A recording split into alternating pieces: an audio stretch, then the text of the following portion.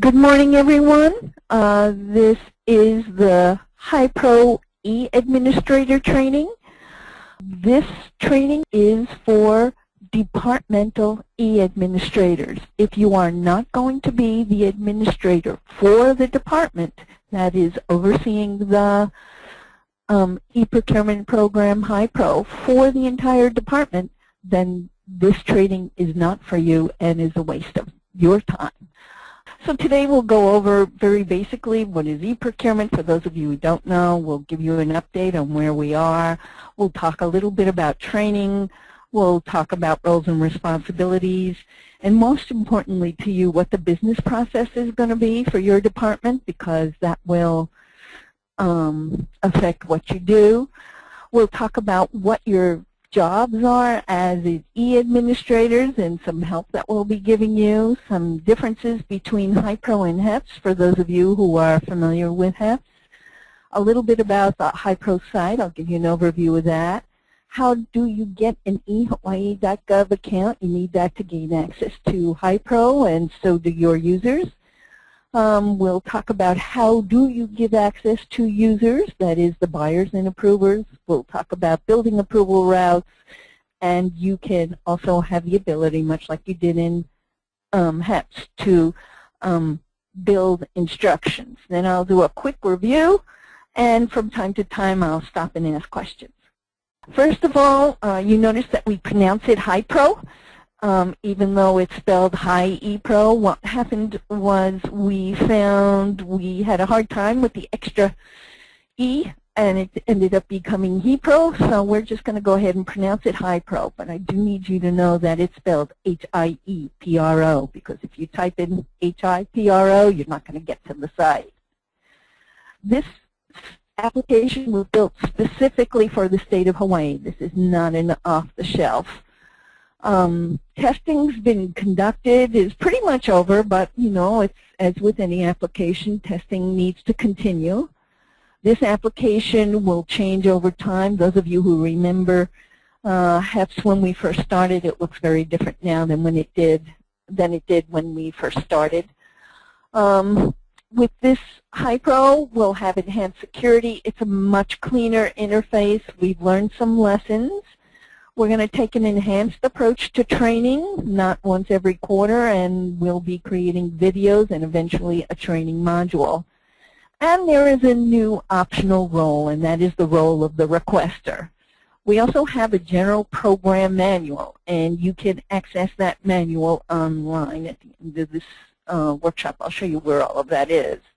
Everybody is responsible for the program manual. My recommendation to you is that you require your users to sign off something saying they've read the program manual, they're aware of the quick reference for their method of procurement, and will follow them. A little bit about training. We'll continue to do webinars. We will also put together some videos, and ultimately our goal is to put together a training module, which will differ a little bit from a video. Right now we're working out the details of what do we do with the videos, because we can put a video up there, but we have no way of knowing who's viewed it or not and whether in fact they viewed it.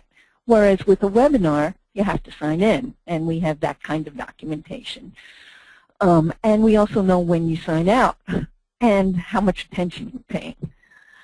But by having these other things, there should be less of a time lapse between the time they actually take training and the time a buyer actually issues a HiPro solicitation. That should mitigate some of the problems. It should also mitigate users misusing the site, because you don't have to give everybody use now who might someday maybe do a solicitation. Only give access to those who you know are going to use it. A little bit about roles and responsibilities. There's a number of different roles. Some of them are similar to HEPS, some of them are a little bit different.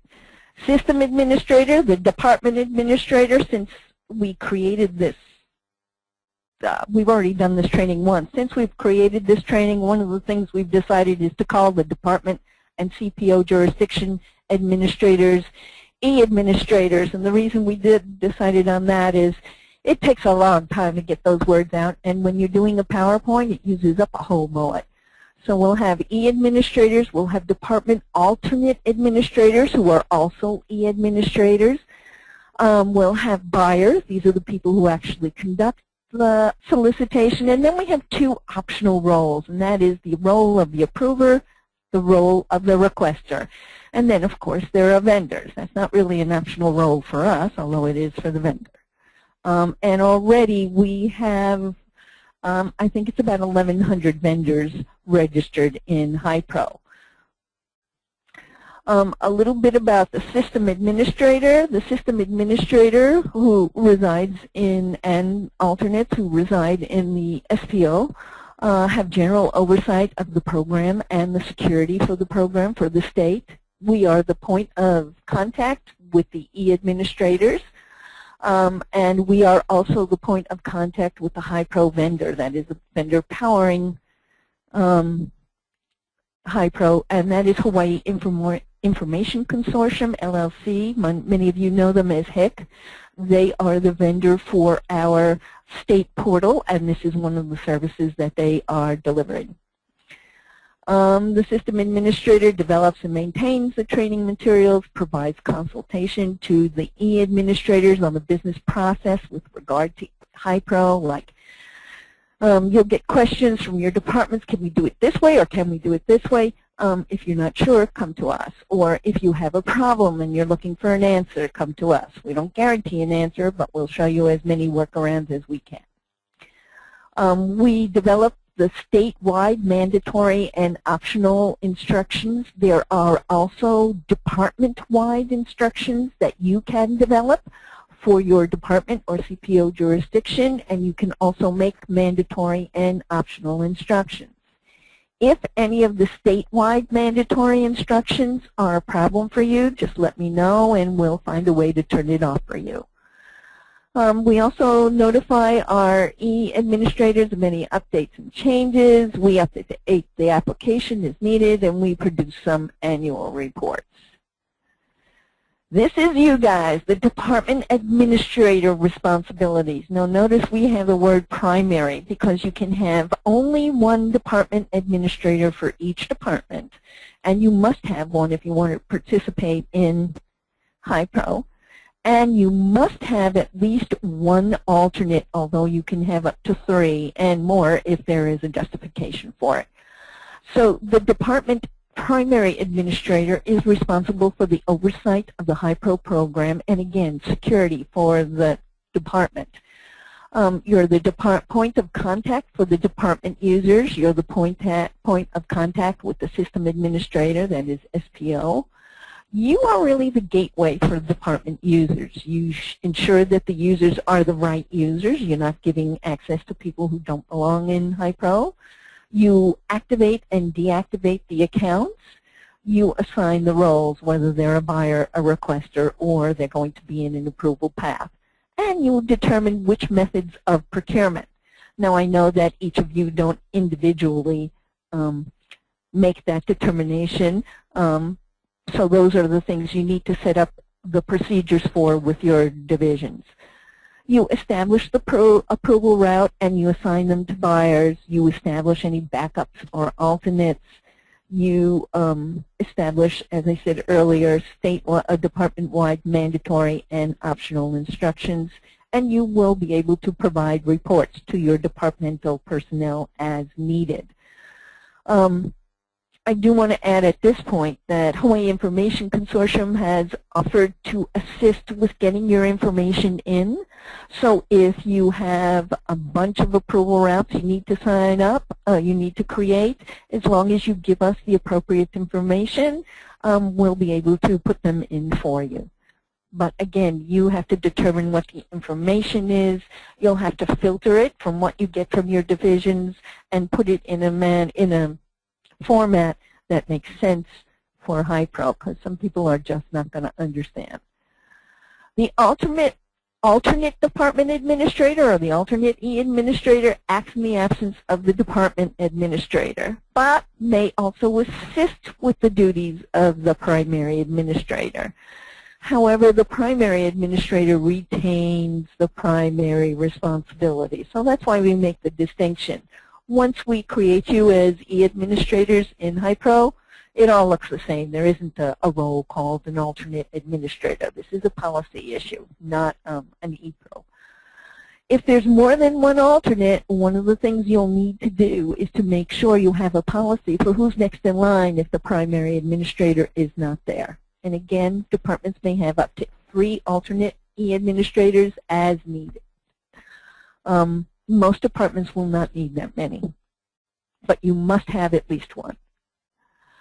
Some buyer responsibilities. Well, the main thing the buyer does is they have to conduct the solicitation and the award. They're the ones who have to conduct the solicitation. They're the ones who have to award it. They have to do that in compliance with the statutes, rules, procurement circulars, procedures relevant to the procurement. They also must have written delegated authority, have attended all mandatory training, and keep abreast with the current statutes, rules, procurement circulars, procurement procedures, etc. They are also the primary point of contact with the vendor. In the past, we've had some problems where a vendor asked the buyer a question, the buyer didn't know the answer, and the buyer sent the vendor to SPO. That's inappropriate.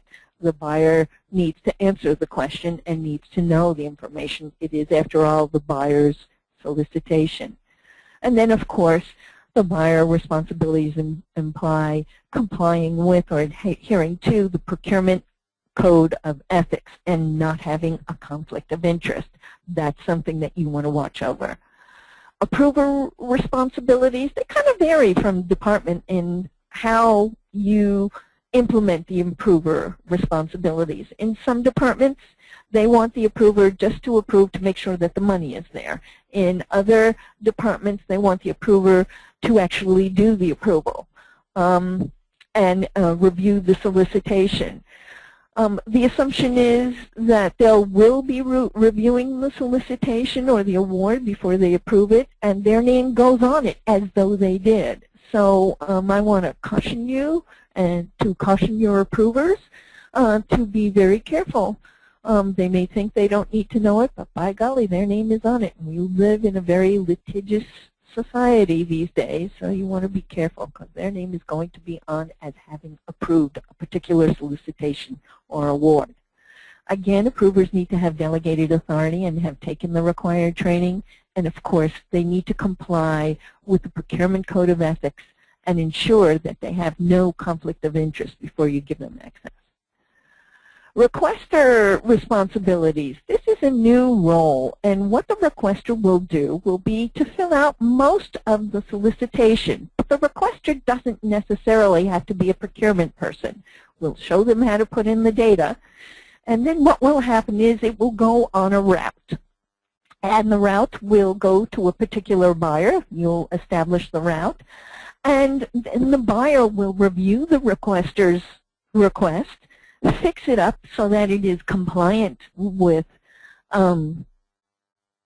procurement, and the buyer will issue it. So the requester doesn't need to know as much. All the fields will be optional, and the buyer has the ability to reject the requester, send it back and say, you didn't give me this information, or this isn't clear enough.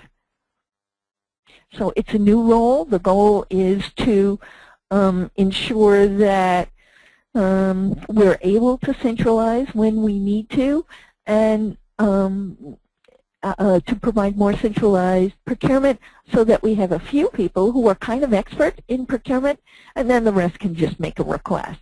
We'll bring this role in later.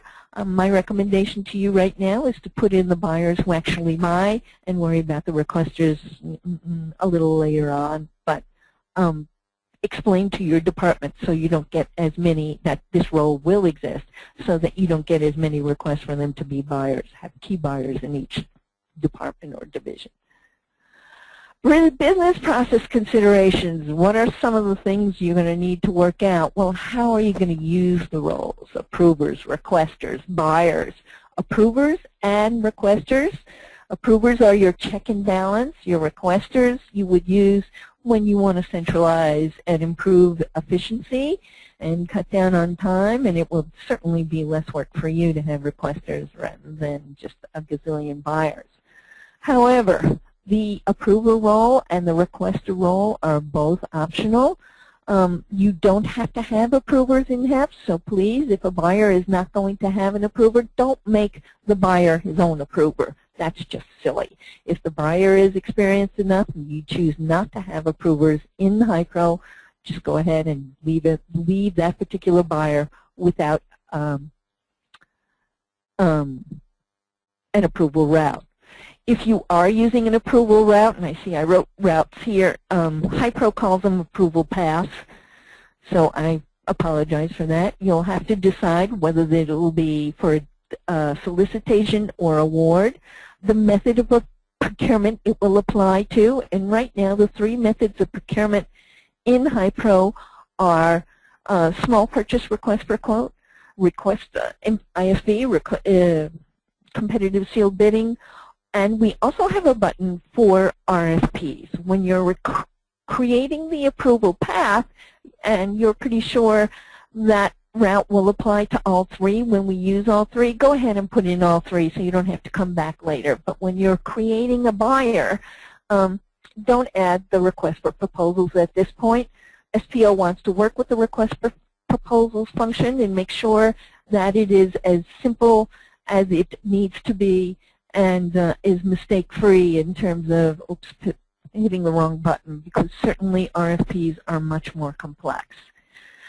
Also with approval routes, we have the option of assigning an amount range to an approval route, and I'll talk about that a little bit later. A few differences between HiPro and HEPS. Well, in HiPro, an approver is not a separate defined role. In HEPS, we could either make them a buyer or another role that we called other staff. And what we found was they didn't want the approver role, that other staff role, because they didn't see as much. So in order to keep things simple, approvers in HiPro are simply buyers that are assigned to a particular approval path. So if you have someone who is an approver and you don't want them to buy, you need to tell them don't buy. Approver, we also have an option for an approver alternate or a backup, and they are assigned by a particular approval route or path. So when you're creating an approval path, you'll be able to assign the approver and then create a backup for that approver. And then when that approver goes out of the office and hits a certain button in their account called I am out of the office, all approvals will automatically go to the backup. So that's very nice, and it's especially good because it's assigned by approval route. In HEPS, the alternates were assigned by just the person. So there could be one person who backed up another person in all their approval routes. Both awards and solicitations are automatically posted to a public site. It is not the PAN site. It is a different site, but this will alleviate our need to post to PANs.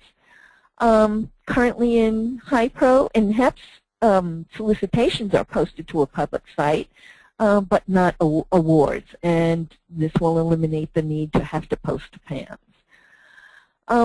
In HiPro, commodity codes, and this is for buyers, are assigned by line item rather than the whole procurement, and that has certain advantages and disadvantages. Also in HiPro, and this applies to you, you don't have to create the whole account. What happens is a user completes most of their info by creating an eHawaii.gov account. Then you search for them in HiPro by typing in their exact email address, and the only thing you have to add is their position title. And then you have to add what they'll have access to. Are they going to be a buyer? Are they going to be a requester? I think the department administrators is already identified, and I will show you that later. The user ID and login is the user email address, and the users will be able to request, if they forget their password, they will be able to request another one without having to go through you. There is now a general program manual for HiPro. In addition to the e-administrator, buyer, and approver quick references, and I'll make that distinction. We'll call them a quick reference, and there will be videos and training modules, which we didn't have for apps. All right, how do we register and gain access? It's basically a two-step process. We are using the state portal as a service. The way the state portal works is there is one account that you create, and then you have to be given permission to access the various services. For instance, if you are able to access Hawaii Compliance Express, and look at the status of various vendors, then you have an ehawaii.gov account. The only thing I will need to do is, for Department E administrators, is be notified by you that you have an ehawaii.gov account, and I will look for you and create an account for you. So HCE, HIPRO, if you're with Public Safety or maybe Attorney General's office, I think ECRIM also requires a State of Hawaii account. If you're with DLNR and you have something to do with voting registration, I think that one has an ehawaii.gov account. And if you're not sure, I'll show you what to do later, but don't worry about it if you're not sure. So if you already have an ehawaii.gov account for the production site, you can skip step 1. We do now have a training site, and you don't get to skip step one for the training site, and I'll explain that to you at the end of this training, so don't get confused. Again, if you have access to HCE, you already have an ehawaii.gov account. If you're not sure whether you have an ehawaii.gov account, go through the process to create one, and I'll show you how to do that in a minute. It may tell you, and you must use your work email address. If you already have an account, it will tell you you already have one, and there will be a link that you can click on to retrieve your password. And actually what it does is it gives you a new one.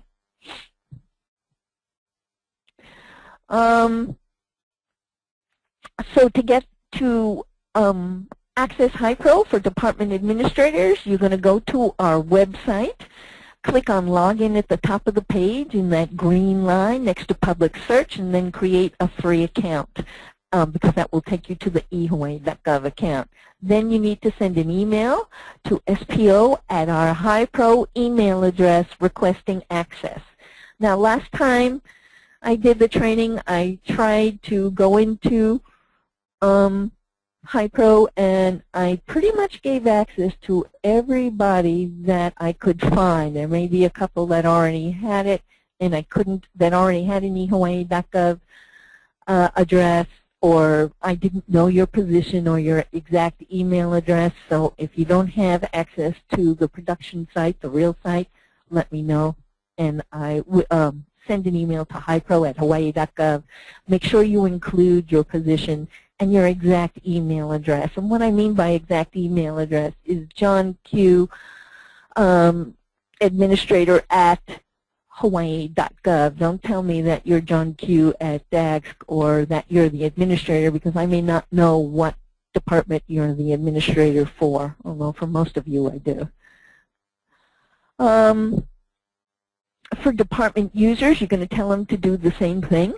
When you're telling them to create, then you're going to instruct the users to either send you an email and include their position and exact email address, or you may want to notify users that access has been granted by sending them an email when access is given, or you may tell them that access will be granted after X amount of time and you do it once a week, or you can have your departments, your divisions, submit the information that's needed via a form, and we've created one for you. You don't have to use it, and then contact the submitter of the form. So what you might want to do is have your division, tell your divisions, give me a list of all the people that need to have access as buyers, use this form, have them send you the form.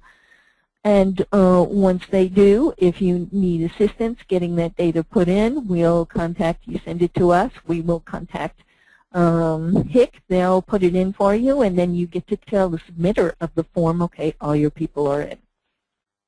And you won't have to do it yourself. I'm going to show you how to get a user into HiPro, but I just want to show you that it's very, very short. In counting, logging in, it's 1, 2, 3, 4, 5, maybe 5 steps. And it takes less than a minute. You just need to know the right data. Like under user roles, you need to select what type of user. Is this guy going to be a buyer or a requester? Well, right now, you're only going to put in buyers. The method of procurement, right now, you're going to select small purchase. And then if you're going to create approval paths, you got to create them. You could create them first, and then at the bottom of the page where you have all the approval paths, you click on the approval path that's going to apply to the buyer. Forms that you can use, user info at HiPro, user info HiPro, that's where you get all the user info you want. You can have another one for creating approval routes, or I also created another option where you can put the user info and approval route, put it all in one form. It's a little redundant, but it gets you there. All of these forms are located on the SPO site. If you go to our main SPO site and click on HEPS HiPro and then HiPro for state procurement personnel information, scroll towards the bottom of the page. There's a subheading that says forms you can use. When you create an approval path, you already have to have the person who's going to be the approver in the department, in HiPro. So you have to give them access as a buyer first, and then create the approval path. So it seems like the most efficient way to do it is to say, give me a list of all the approvers, create them as buyers, create the approval path, and then create your buyers so you don't have to go back in and then assign approval paths to buyers. That said, it may not happen that way. So to create an approval path, you're just going to go to the buyer dashboard, select approval path, and then select add approval path. This stuff is pretty simple. Select whether a path will be for a solicitation or an award. Then you're going to create a name for the path. And I asked them to put this in so that you could see the name and recognize it. And it would be easier for you to identify the approval path and what they'll apply to. The approval paths will have numbers assigned to them, but I found it really hard to remember the number and which one. So by giving it a name, you can say, for instance, it's XYZ division, division FHSD, MCH, Family Health Services Division, Maternal and Child Health branch, and that way you'll know how your paths are. You have the option of deciding whether you want the path to apply to a specific amount range, and that is, for instance, if you wanted to apply one approval path to apply to all solicitations from $0 to $100,000, and all solicitations, you can do that. Just know that even though the path is limited to that amount, that's all this is an indicator for the path. It doesn't keep the buyer from buying something greater than $100,000. It just means it won't go through the path. So be careful when using this. Also, people tend to get really involved when they create this optional range, and sometimes they create conflicting paths. And when you create conflicting paths and assign them to a particular buyer, there's no telling where it's going to go or if it's going to go. So be very careful if you're going to use this amount range. Also, as applicable, at this time you create the approval path, you'll be able to create the backup or alternate. That said, you can create the approval path without a backup, and at any time go in and add the backup or change the path in any way. So if you want to create a path that's only applicable to small purchases, and then you start enabling people to do competitive sealed bids, and it turns out it's the same path, you can then go in, edit the path, and add competitive sealed bids. If you know that it's going to be one path that's going to apply to everything, I would apply all of them, even competitive sealed proposals, as long as you don't enable competitive sealed proposals for a buyer, then you don't have to go back in and add it when we do add RFPs. If there's to be a second approver that is in succession, there'll be a drop-down from row 2. You can select the name from the drop-down and add a second approver, and you just do the same thing all over again. Once the approval path is complete, you select Save. Now, in HEPS, you had a limit of 5 approvers, and believe it or not, there were some departments, some of which who are here today, who actually used all 5. And they will be happy to attest to you that that's not always the greatest idea, because it takes forever for a solicitation to get out, because the approvers don't always pay attention. They don't always go in and approve. So you want to make sure that you're going to have an efficient system. You don't, as I said, have to use approval paths. Some departments use a paper process. When you build instructions, it's going to be pretty straightforward. You're going to go to the dashboard. You're going to select instructions. You're going to click on New Instruction. You need to enter a brief title for the instruction, and then there'll be a content field, which is a big text box. You'll enter the instruction, and from the drop-down, you'll have whether the instruction applies to a solicitation or award. And then you'll be able to select a checkbox to if the instruction will be mandatory. That is, it will automatically appear on every solicitation or award, whatever you assigned it to, in your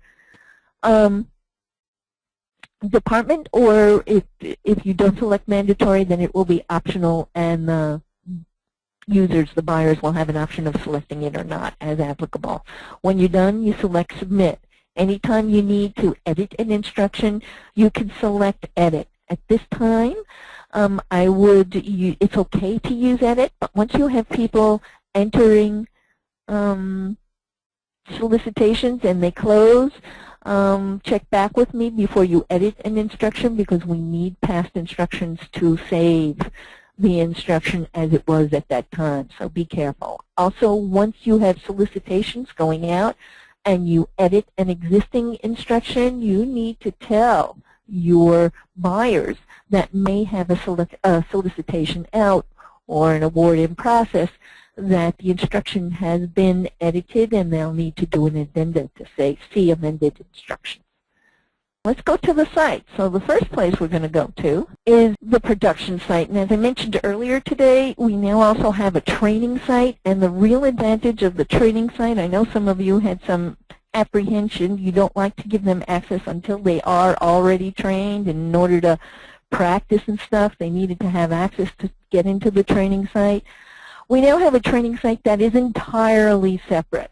And by entirely, I mean really entirely. They also have to create a new eHawaii.gov account on the training site. SPO will take responsibility for getting access to people in the training site, because we have turned off all emails, and we didn't build a public notice site for the training site. We're pretty much giving it to whoever requests one. What I've told them the procedure is at the trainings is after you've completed the training, you need to send an email to HiPro and tell us that you've established your account, tell us that you've taken the training, and give us your position title and your exact email address. And it's been working successfully so far. Whatever they do in training stays in training. The only thing is the training site is also open to vendors. So what you don't want to use the training site for is putting up your actual specifications for solicitation that you plan to do, because any vendor who registers in the training site can also see it. And this is open for vendors to also register in practice. And also we tell buyers when they're using the training site and they're putting in a solicitation that there's a statement they need to put in. The title and the description and general comments. It says, this is a test solicitation for training purposes only. do not respond, because I've already done some in the training site and I had one vendor respond. Now I'm assuming the vendor knows that that's the training site, but I've got to call them and make sure, and I don't want to have to run into that later on. So we tell buyers to be careful on the training site, to be careful not only what they're procuring, practice procuring, but also to be careful what they write. Even if it's in something that doesn't go out to the public or isn't available to other vendors there, you want it to go out and you want it to be politically correct. Even if it's in an internal field, like we have one field in the buyers for internal comments, most of the stuff, once you close a solicitation, is open to FOIA. That is Office of Information Practices. So we need to make sure that everything that's in there, as long as vendors don't know about a particular field, that's one thing. But if you have a vendor who knows about the field or says, I need to see everything that you have in HiPro about this solicitation, I believe that there's not very much that we can keep from them. So here we are. This is the real site. And so what I want to do is start with the thin black row at the very top. You'll see Hawaii.gov. That is a link to the Hawaii.gov. That is the state portal. And I really, really recommend that you go there and take a look at it, and especially take a look at the business link. There are a lot of really well done. There's a lot of information, connections to all the different kinds of things that are there. And I'm really impressed. And we all know I'm not easily impressed.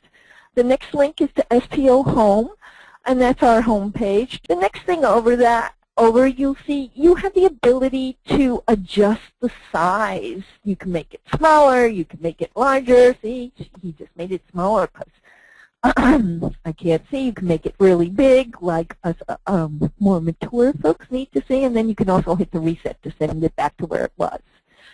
A little bit over to the right, you'll see Help Chat Online. Now, the Help Chat Online is primarily for vendors. It is not for users as a rule. There are some times when you will be able to use it. The Help Chat Online links to Hawaii Information Consortium. They know about this application. They know how it works. What they do not know is how procurement works. So please don't connect to them and say, I need help issuing this procurement.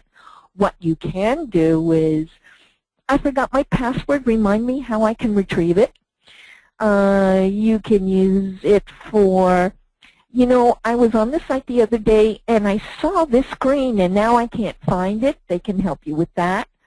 But anything else related to procurement or a policy thing, that you're going to have to call SPO for.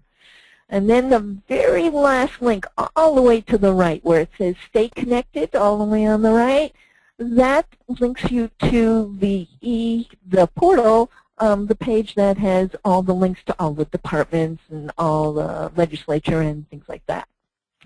Below that, you'll see our state seal. You'll see it says State of Hawaii e-procurement. Underneath that, it says ePro. And then all the way to the right, you see those pretty pictures. When I first saw them, I clicked on them because I thought that was something that we were supposed to click on. What it's telling you is that this site is mobile friendly. You can view it on a laptop, you can view it on an iPhone, and you can view it on your cell phone and smartphone, and you can also view it on a tablet. I use my iPad quite a bit, and I do a lot of things on this on my iPad. But again, this is a website. So someone asked me the other day, well, what about Android? I don't think it should be any different on an Android. I don't tend to look at it on my cell phone a whole lot because I'm old and I can't see. But one of you younger folks who uses your cell phone a lot might look at this, and it should arrange in the right way. Below that, you will see, to me it's kind of green, but it may be a teal line, and it says Home, Commodity Codes, Public Search, and Login. Okay? Home takes you to this page. This is what we call the landing page for HiPro. Notice that it is largely kind of focused on vendors. We will be adding some more things for us, but in order to get the vendors in here, we wanted to leave it simple, at least at first, so that vendors know where to go. Vendors also have a two-step process. They create an eHawaii.gov account, and then they have to click, you see that black button below where it says have an eHawaii account, click login and register as a vendor. You never want to click that because then you'll be registering as a vendor and we can't change it. The other thing you need to know about this is, you know how we told you you only need one account to access all the services. You just need to be granted access to the services. Is your email is your account name, is your account user ID. So you can't have more than one. So please don't create yourself as a vendor because you will have a heck of a time uncreating yourself. Okay? So next to home, you'll see a link called Commodity Codes. And if you click on the Commodity Codes link, what will come up are all the commodity codes. We are using the NIGP commodity codes. They are a 5-digit commodity code. The first 3 digits are the class of the commodity code, and then the second 2 digits are the actual commodity goods or services. The commodity codes have numbers from up until number 899 will be goods, that is stuff. And once you hit the 900s, you're looking at services. So if you happen to be an approver, you would look at the commodity code somebody's using, and if he's doing something that's clearly a service, but the commodity code is not in the 900s, then he should not, then you know that that person has selected the wrong commodity codes. Why are commodity codes important? Well, commodity codes are important because a vendor fills out, when a vendor registers, he completes what he calls a commodity code profile. And he selects the commodity codes for the goods and services he's interested in delivering to the state. When a buyer creates a solicitation, they also select a commodity code when that's relevant to what they're buying. When they submit that solicitation and it's entered on the internet, emails go out to all vendors who have that particular commodity code in their profile. So it's a notification device, so you want to make sure that you get it right. The commodity codes are basically alphabetical. That is, they go alphabetical for stuff from 0 to 899. You see 898 is X-ray and other radiological equipment. And then the 900s, the alphabet starts all over. It starts with aircraft and airport operation services. So it is basically alphabetical, but look at the 913 and 912, 913, 914. We have construction services general, construction services heavy, and construction services trade. But then if you go up a little bit higher, you'll see in 909, look at building construction new. If I were doing this code, I would call it construction services building, new. So it's not 100% alphabetical. The other thing I want to indicate to you is in both goods and in services, there is one class called miscellaneous. And if you scroll down to miscellaneous in services, we actually have 2, miscellaneous 1 and miscellaneous 2. And that's where, if you click on the class, you open, I'm sure right now you figured out, if you click on the class, you get to see all the commodity codes. This is where they put all kinds of things that didn't fit in any of the other classes. And over the years, they've kind of grown, so you can see all of them in here. You can also search for commodity codes by using a word, but you have to be inside the system in order to do that. Okay, so just a word about commodity codes. You don't have to log in to look at them. You can sort of search for them here by using your browser. So if you hit Control F, and put in a word, you can search. 9 times out of 10 it works. Occasionally I find it will skip one.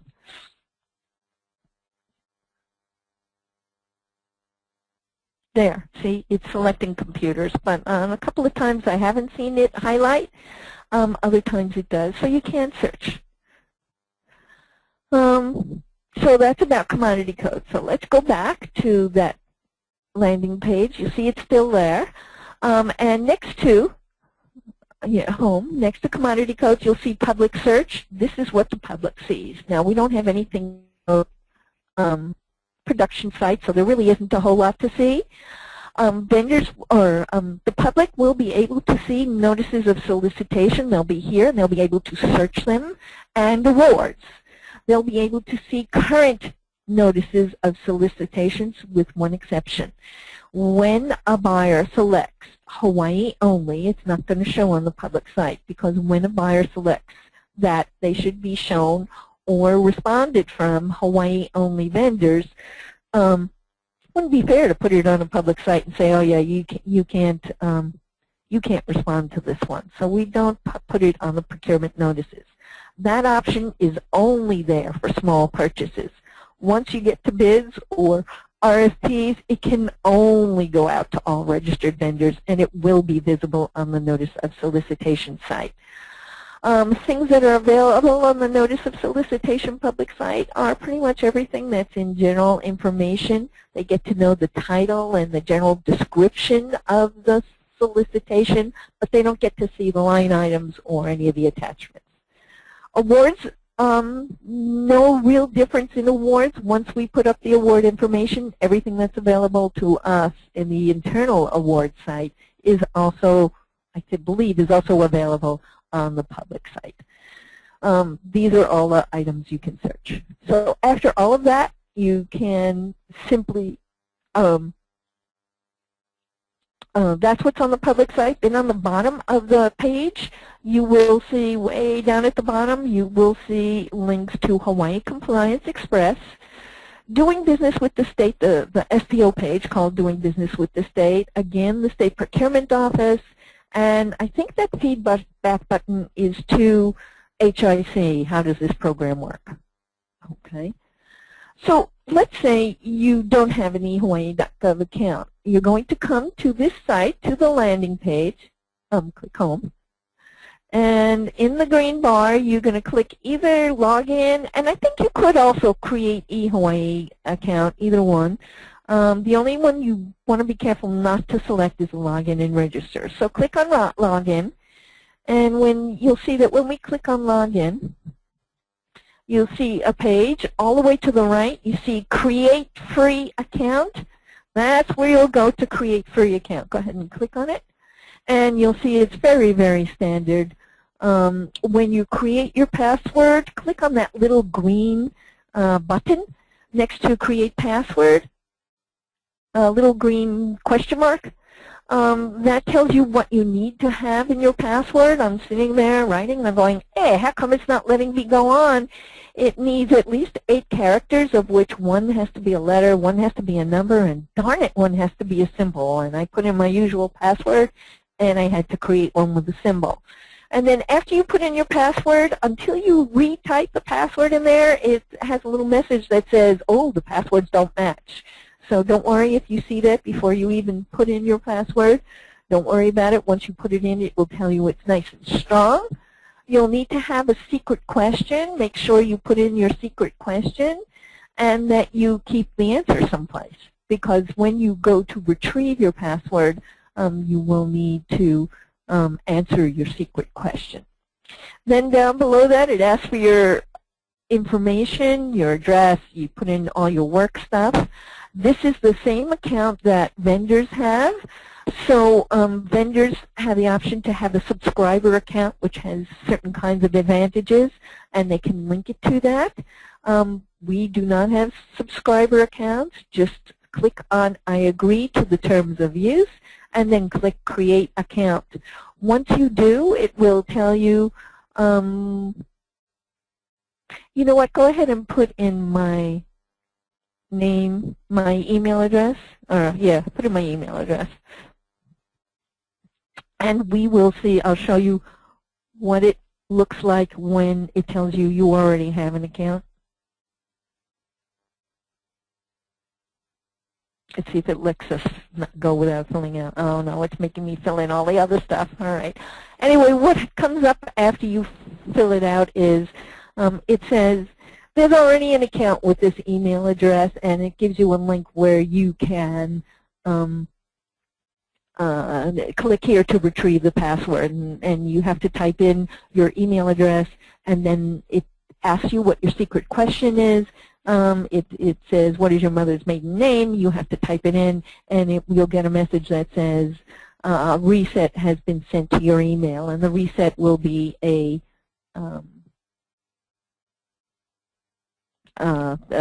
random password that it generates, and you'll be able to change it after that. Okay? So that's how you create the eHawaii.gov account. Go on back to the landing page.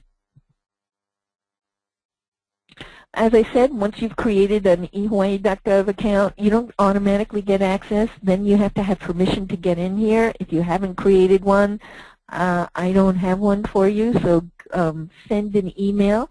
It's better to send the email to the HiPro email. I get hundreds of emails a day, and it takes me forever to get through them, whereas the HiPro, they're pretty specific. Also, I have help with the HiPro account, so if I don't get to it, somebody else does. So it's much more likely to get a response more quickly in the HiPro email account. And again, that email is hipro@hawaii.gov.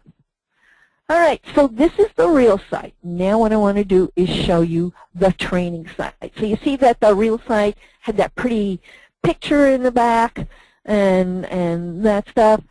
Look at the difference between the training site. Training site is plain. Instead of HiPro State Procurement Office, it says HiPro Training Site. That's so you know that you're in training. Now, I've already logged in, but you know what? I logged in more than 20 minutes ago. So click on User Management, and what it's going to do is it's probably going to log me out. But if I click on Login, it automatically logs me back in. So if you're sitting there and you've been more than 15 minutes, you just click on Login again, and it will log you back in. I know that some people are having some debates about that, about how secure is that, so that may change, but that's how it works now. So the first thing I want to show is how do you enable a buyer. Notice that your dashboard, before I do that, has a number of tiles on it. If there's something that is waiting for you to do, and this won't occur so much in the system admin dashboard, usually it will be at the top, but for most system administrators there usually isn't something pending other than what you know. But the three things that you need to do are user management, approval paths, and instructions, so you don't have to worry about that. You do have access to a buyer dashboard, but that function hasn't been enabled yet. They had some glitches with it. So as a system administrator, you cannot also be a buyer at this point. That will be fixed later on. So let's go ahead and enable a user. I'm going to click on User Management. And somebody sent us an email, and her name is Jeri, J-E-R-I-M, Kahana at hawaii.gov. And in a minute, I'm going to show you her email and tell you why I don't think it's a great idea for you to have them send you just an email. Okay, there she is. I've put in the exact email. I have to search all. When you're first enabling a user, you can only search by their exact email. And the reason for that is security, because you're searching all of the eHawaii.gov portal, and there are a lot of accounts.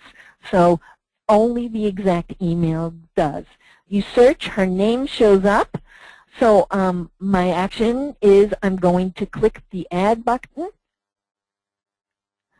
And the first thing that pops up is her email, is her user information. Notice that the position, you can't put anything in there, and that's because you haven't put in a user type. So scroll down to User Rules and select Buyer. And now I selected Buyer, and now we can put in her, and she's an administrator, okay, in the Department of Agriculture. Okay, so I'm going to type in administrator.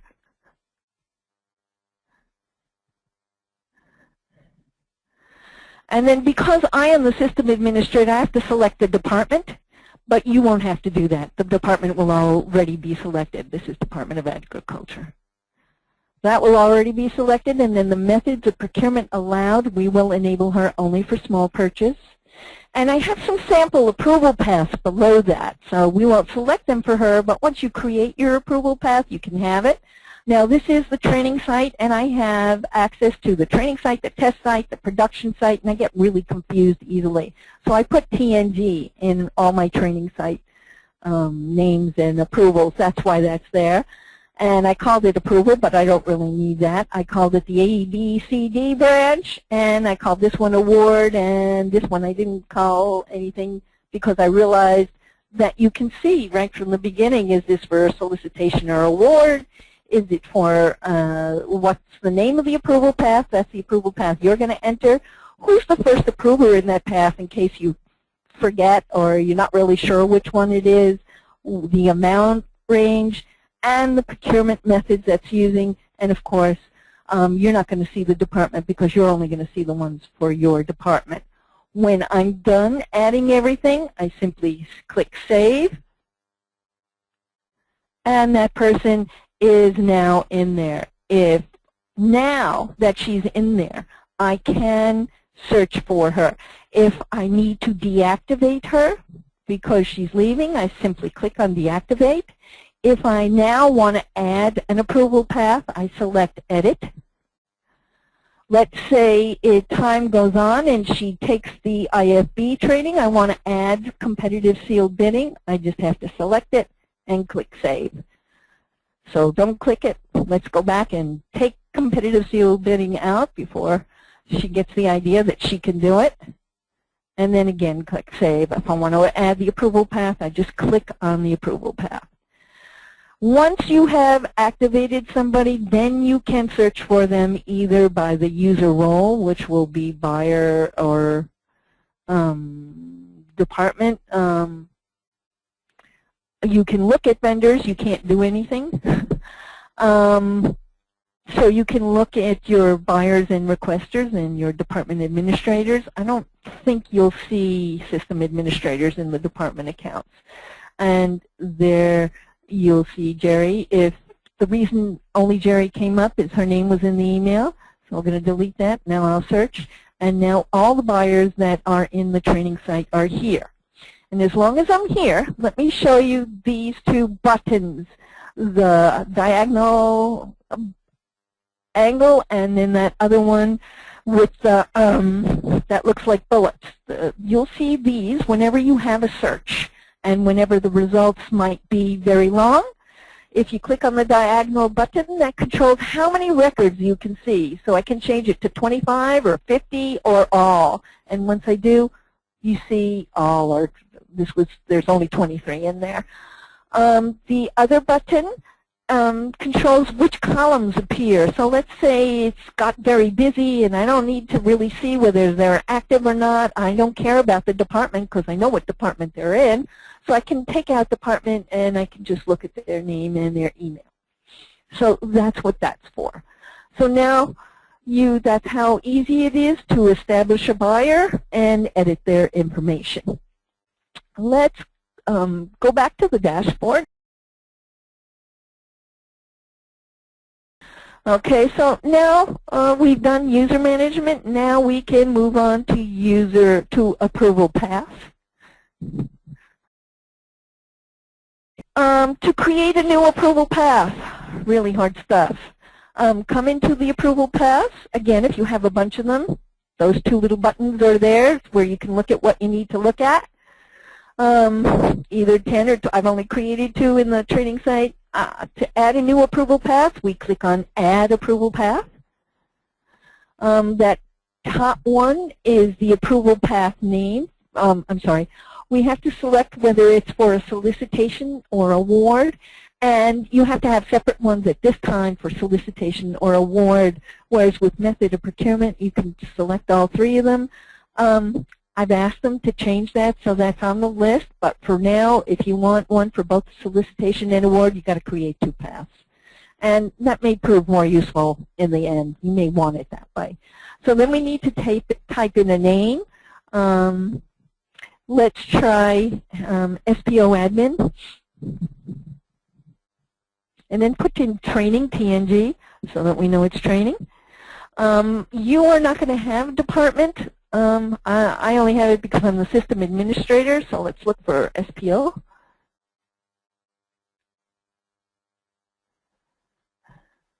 And then the method of procurement, again, you get to select. Select RFQ. For small purchase, if I want to also give access for IFBs, I can select IFB.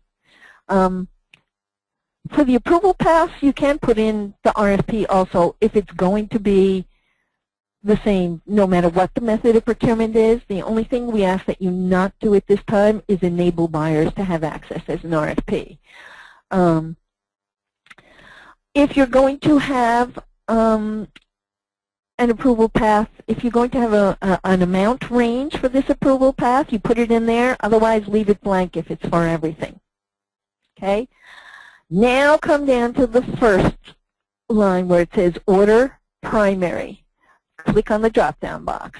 Everybody that is in your department, every buyer that's in your department can be an approver. So we'll make Bonnie the first approver, Bonnie Kahakui.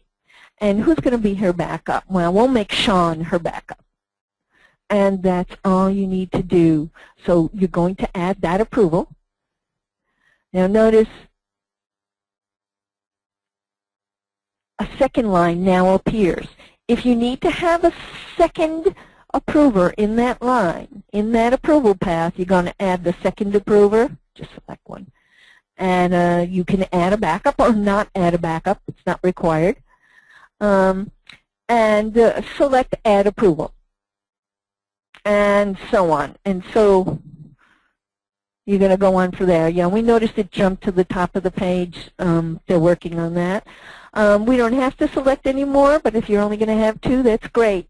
Let's say that after a while I decide, you know what, I want Bonnie to be the second approver in the list, not the first. So watch.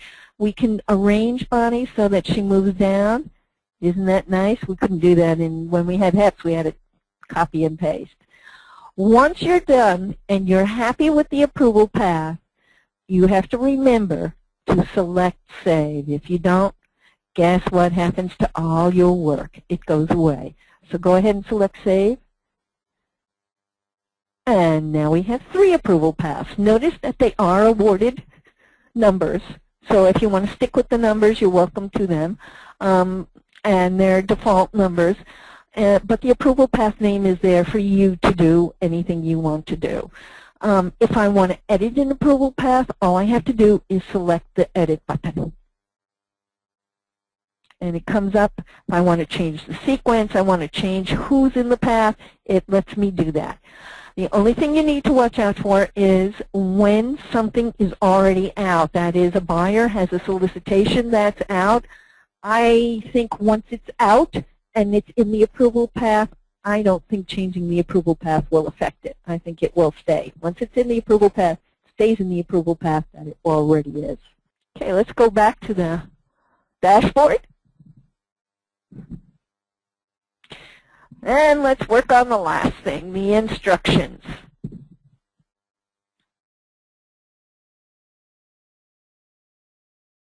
Whenever you create a new instruction, you'll need to put in a short title.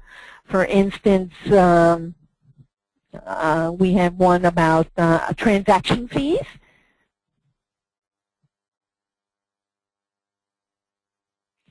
And then in the content you put in, all vendors are subject to a transaction fee of 0.75% of the award payable upon the award, blah, blah, blah. So I would put this in both the solicitation and award, so I'm going to create this twice. Actually, I don't have to do that. I get to select the method of procurement that it's applicable to, and again, I can have it applicable to more than one, so I don't have to select more than one. And I can say whether it's mandatory or not. Now, for you, You're not going to have department there because it will be applicable to your department, but you can see that I can change it now. Now I have everything applicable to all departments. If there's some reason why one of the general instructions doesn't work for you, let me know, and I will do it and apply it department by department. If you click that drop down all, you see I can do it individually for a department. What I really need is for accept a certain department, but go ahead and hit submit. So what are you going to have to do? You're going to need to establish procedures for requesting access as a buyer, approver, or requester, and I would hold off on the requesters for a while. You're also going to need your approval paths. And again, I've created some forms for you. You can use them, you can change them, whatever you want to do. Then you're going to have to get, we're going to have to get access to the users. We're going to have to create approval routes. Remember, you have to have a user in order to create the approval route, so might be better to create the approvers first. And then you're going to have to create mandatory and optional instructions and establish a start date for your department so that the September 15th is SPO saying don't do it before then, but you can establish whatever start date you would like. Please don't hold off till December. People need the experience in learning how to use HiPro, and we don't want a mass exodus in December. But a number of people have taken the training. They seem pretty happy with it. We had a lot of questions in the first training, but most of the questions had to do with not knowing procurement rather than using HiPro. We do have a training site, which I've already told you about. The training site is totally unconnected to the rest of HiPro, so that you will have to go to the training site and create another eHawaii.gov account there. You can use your same email because it's a totally isolated site. So follow the same instructions, but do remind your buyers that vendors also use the training site. I'm not sure that there's much use for me creating you as an administrator in the training site, since we'll be given access to most of the people, but if that's what you prefer, let me know. Otherwise, just go ahead to the training site, create an account, and let me know whether you want to be a department administrator or a buyer in the training site. I don't know that there's much you need to practice per se. It's more like workload. I don't know that it's very hard, but the training site, giving you access to the training site as a buyer will be helpful to you if you need to help somebody.